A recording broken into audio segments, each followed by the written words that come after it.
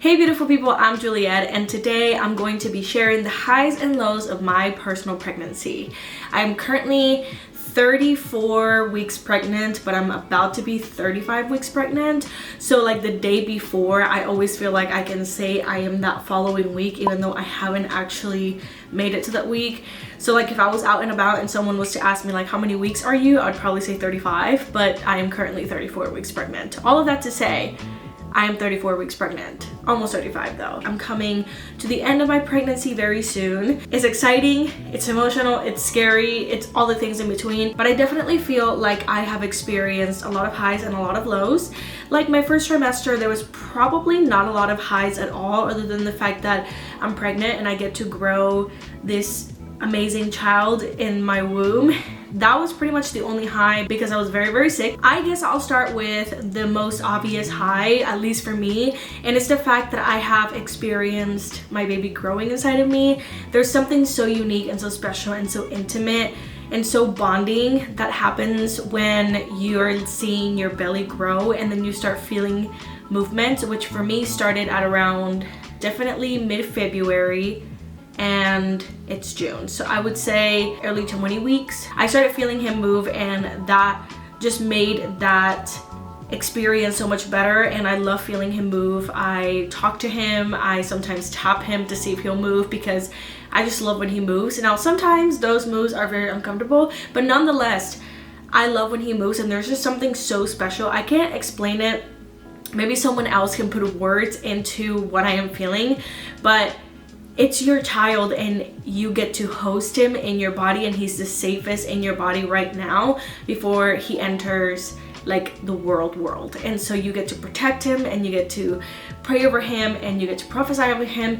Not that you cannot do those things after, but there's something special about basically hosting him in your body and having the opportunity to do that. So for me, that has been one of the greatest highs. Now let's talk about the lows of the changes in my body, because for me, that personally was a bit of a low. Apart from the fact that I'm growing him, everything else was changing. Like my face changed, my thighs changed, my whole body was changing. Like everything about my body has changed, and it's changes that maybe other people wouldn't notice, but it's my body, so I understand what's happening and I'm seeing the changes and I'm feeling the changes. And that honestly for me was a little bit of a mental roller coaster. I had to surrender it to the Lord because it was really affecting me in the beginning stages of pregnancy. And I think spots here and there during my second and third trimester, I feel like I have had lows where I'm just seeing something that I don't like or thinking, am I ever going to go back to my regular body? But then perspective has been everything when it comes to that, because like your body, yeah, it might go bad, but for me, I'll never have the same exact body that I had before my son came, and that's beautiful because he changed me forever. Like in every aspect of that word, he literally changed me forever, including my physique.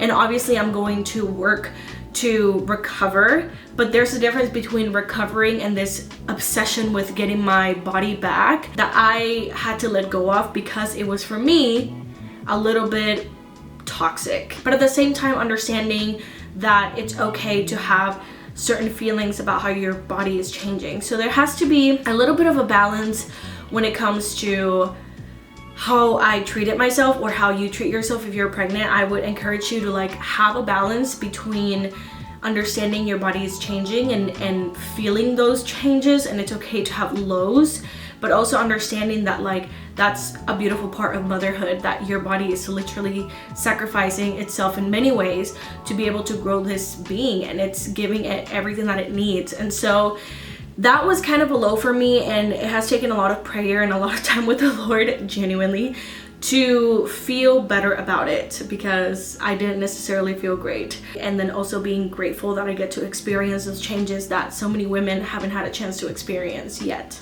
I guess I'll do another low because I want to finish with my high. Something that has been really difficult for me is not feeling like myself, like mentally, emotionally as well, where like my hormones are everywhere and I'm trying to differentiate like what's hormones, what's me, what's normal, what's pregnancy, like I don't know. So not feeling like myself definitely was not the greatest experience, and sometimes I still don't feel like myself. Like at times I just feel like I see pictures of me 2 weeks before I found out I was pregnant, and it's almost like that's such a different person. And yeah, the obvious, like, you change so much during pregnancy and when you're pregnant, but I almost felt like I couldn't catch up to the changes that were happening mentally, physically, emotionally, and it put me in really low states. I'm such an active person, as in I love to be doing things, I love to be on my feet and be creative, and the fact that sometimes pregnancy demands rest and for you to stop and to lay down and to sleep, that was really hard for me. I really struggled. For some people it's like, finally I get to rest and I get to lay down and have no problem, but there was a sense of guilt that would come when I would lay down for too long or I napped for too long, instead of understanding like my body needs this in order to create this person. I wasn't prepared. Pregnancy was not something that I was extremely educated about. I know some people and some women are like very educated because they can't wait to get pregnant. But for me, I wasn't that person. I was excited to get pregnant and very blessed to have been pregnant, but I hadn't been doing research for years or following mom TikToks or anything like that. So all these things came as a surprise for me. But I would have to say my high has been my relationship with Jesus. I have learned so much about his character. I know that God reveals himself in different ways in different seasons of our lives so that we can experience as much of him as possible on this side of our life. I experienced that during pregnancy. I experienced a new, tender, understanding friend in God, and someone who's extremely patient and willing and present.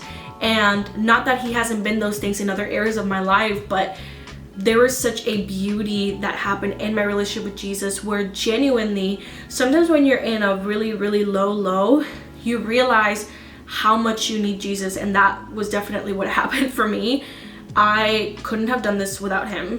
I still am fully dependent, and even for my birth plan, which by the way, I am planning on doing a home birth, I know that I cannot do it without God. Like, I cannot do it without Jesus. I cannot do it without his hand and his help every step of the way. Realizing in this season how truly dependent I am on God and on Jesus and on his friendship and on his comfort and on his peace and on everything that he is and he encompasses has been the best experience of this pregnancy. Me bonding with God and just experiencing his love in the form of new motherhood before even seeing my son's face is so crazy. I find myself sometimes just crying at the opportunity to carry my son and just thanking God and feeling so close to him and so near to him, because him allowing me to go through this experience has shown me so much mercy. I think about my testimony and all the mistakes that I made in the past and all the bad choices that I made in the past,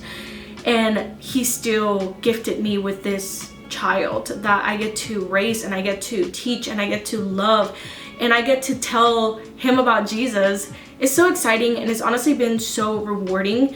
And so I would say that regardless of all the lows, nothing tops the fact that my relationship with Jesus has been completely transformed in the best way possible. That's pretty much it. I just wanted to share my highs and my lows. I don't have a huge list. I thought it was important to share for anyone out there who is maybe in the trenches of pregnancy right now. Like, maybe your first trimester is really hard.